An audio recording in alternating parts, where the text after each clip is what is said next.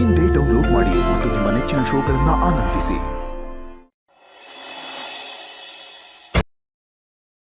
ಹೇಳಿ, ಏನು ವಿಷಯ? ಕೊಡಿ. ಏನಿದೆ ಸರ್, ನೀವು ನಮ್ಮ ಬ್ಯಾಂಕಿಂದ 600 ಕೋಟಿ ಲೋನ್ ತಗೊಂಡಿದ್ರಿ. ಅದನ್ನು ರೀಪೇ ಮಾಡಬೇಕಾಗಿದೆ. ಅದಕ್ಕೆ ಸಂಬಂಧಪಟ್ಟ ನೋಟಿಸ್ ಇದೆ. ಏನ್ರಿ ಮಾತಾಡ್ತಾ ಇದ್ದೀರಾ ನೀವು? ನಾನು ಯಾವಾಗ ತಗೊಂಡಿದ್ದೀನಿ ಲೋನ್ನ? ಫಸ್ಟ್ ಆಫ್ ಆಲ್ ಈ ಥರ ಒಂದು ವಿಚಾರ ಇದೆ ಅಂತ ನನಗೆ ಗೊತ್ತಿಲ್ಲ. ನಾನು ಯಾವುದಕ್ಕೂ ಸೈನು ಹಾಕಿಲ್ಲ. ನೀವು ಹೇಗೆ ಅಪ್ರೂವಲ್ ಕೊಟ್ರಿ? ಏನು ನಡೀತಾ ಇದೆ ಹೇಳಿ? ಬ್ರೋ, ಅವ್ರು ಹೇಳ್ತಾ ಇರೋದು ನಿಜ.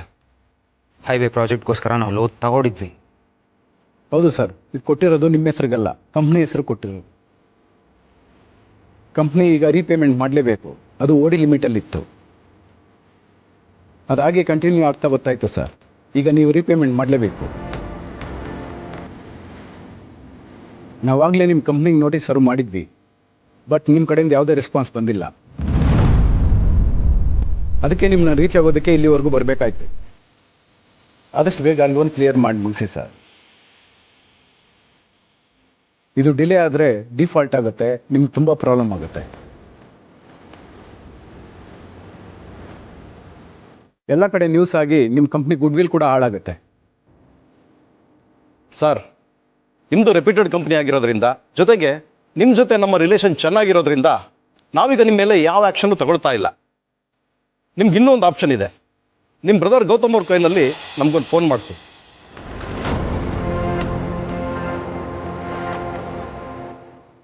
ಆವಾಗ ನಾವು ನಿಮಗೆ ಇನ್ನೂ 2 ವರ್ಷ ಎಕ್ಸ್ಟ್ರಾ ಟೈಮ್ ಕೊಡ್ತೀವಿ.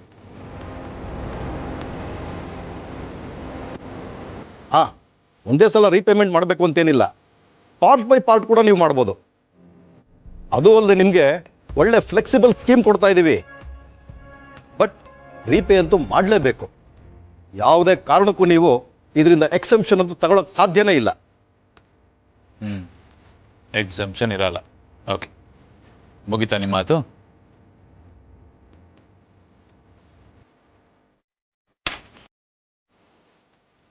ನಾನು ನಿಮ್ಮಷ್ಟೆಲ್ಲ ಮಾತಾಡಕ್ಕೆ ಹೋಗಲ್ಲ.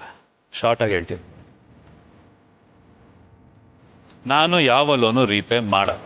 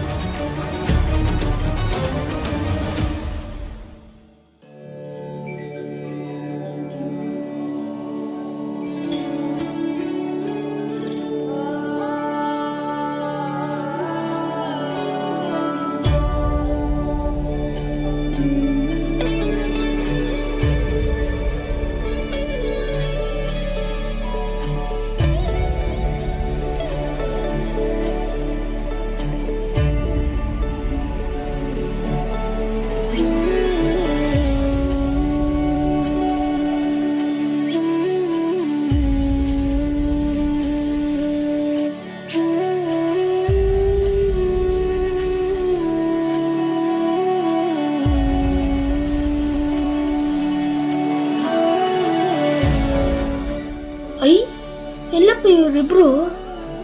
ಅದು ಸರಿ, ಪ್ರಸಾದ ಎಲ್ಲಿ ಕೊಡ್ತಿದ್ದಾರೆ? ಅಲ್ಲಿ ಕೊಡ್ತಾ ಇದಾರೆ.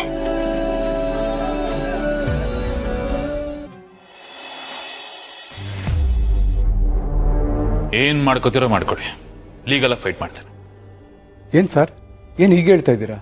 ಜೈ bro, you can't do this. ನಾವು ಲೋನ್ನ ರೀಪೇ ಮಾಡಲೇಬೇಕು. ನೋಡು, ಲೋನ್ ತೊಗೊಂಡಿರೋ ಬಿಗ್ ಬ್ರೋನೇ ಆಗಿರ್ಬೋದು, ಆದರೆ ಅವನು ಕಂಪ್ನಿಗೋಸ್ಕರ ತೊಗೊಂಡ. ಆ ದುಡ್ಡು ಬರೋಷ್ಟರಲ್ಲಿ ಅವ್ನು ಮನೆ ಬಿಟ್ಟು ಹೊಟ್ಟೋದ. ಆದರೆ ನೀನು ಆ ದುಡ್ಡನ್ನ ಮಿಸ್ಯೂಸ್ ಮಾಡ್ಕೊಂಡಿದ್ಯಾ ನಿನ್ನ ಪರ್ಸ್ನಲ್ ಥಿಂಗ್ಸ್ಗೆ.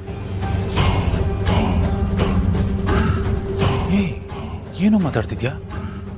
ಅಷ್ಟು ದೊಡ್ಡ ದುಡ್ಡು ಕಣೋ, 600 ರೂಪೀಸ್ ಅಲ್ಲ. ನಾನು ಹೇಗೋ ಮಿಸ್ಯೂಸ್ ಮಾಡ್ಕೊಳ್ಳಿಲ್ಲ.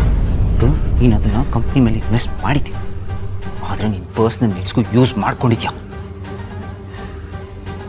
ಜೈಬ್ರೋ, ನಮಗೆ ಬೇರೆ ಆಪ್ಷನ್ ಇಲ್ಲ. ನಾವು ಲೋನ್ನ ರೀಪೇ ಮಾಡಲೇಬೇಕು, ಇಲ್ಲಾಂದರೆ ಬ್ಲ್ಯಾಕ್ ಲಿಸ್ಟ್ ಆಗ್ತೀವಿ. ಆಮೇಲೆ ನಮ್ಗೆ ಯಾರೂ ಲೋನ್ ಕೊಡಲ್ಲ.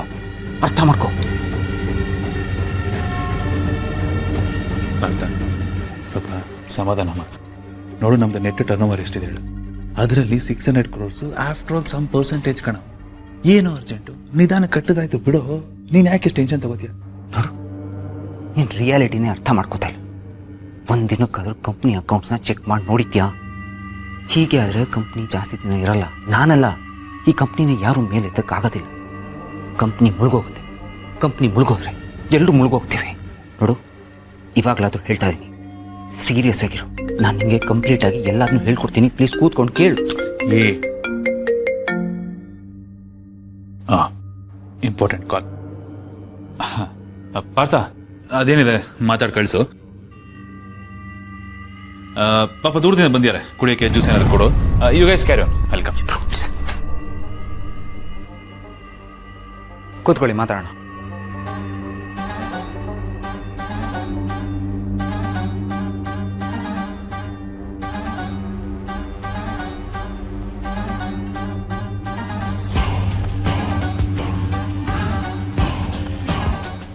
ಹೀಗಾದ್ರೆ ಈ ಮನೆ ಕತೆ ಅಷ್ಟೆ.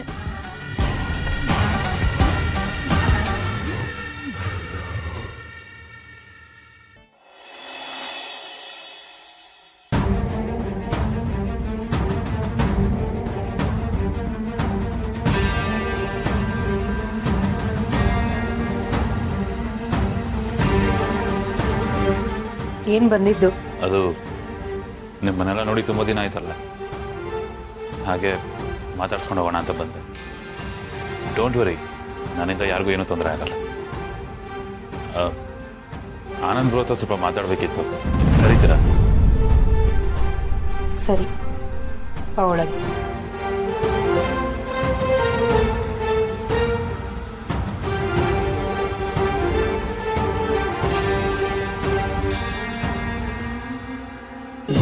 ಅಮೃತಧಾರೆ, ನನ್ನ ಅಮೃತಧಾರೆ.